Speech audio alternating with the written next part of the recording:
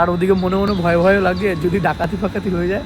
তো গাইস কি বলবো, কী দিয়ে শুরু করবো বুঝতেই পারছি না। তো আজকে আমি এসেছি একটা জায়গায় সিনেমাটোগ্রাফি করতে, অ্যাকচুয়াল একটা মিউজিক ভিডিও শ্যুট করতে। আমার বাড়ি থেকে অনেকটা ডিস্টেন্স, সেই ভোর 4:30টার সময় বেরিয়েছি, এখন ঘড়ি কাটা 9:30 মতন বাজে। এটা হচ্ছে বর্ধমান লোকাল, মানে আমি বর্ধমানের দিকটায় রয়েছি। বর্ধমানের দিকে একটা পালশিট বলে একটা স্টেশনটা একটা বিশেষত্ব আমি খুঁজে পেলাম এখানে এসে।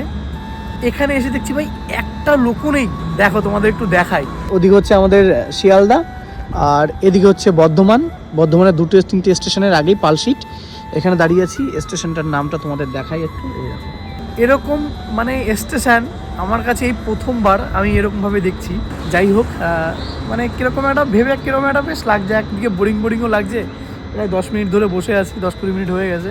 আর ওদিকে মনে মনে ভয়ও লাগে যদি ডাকাতি ফাকাতি হয়ে যায়।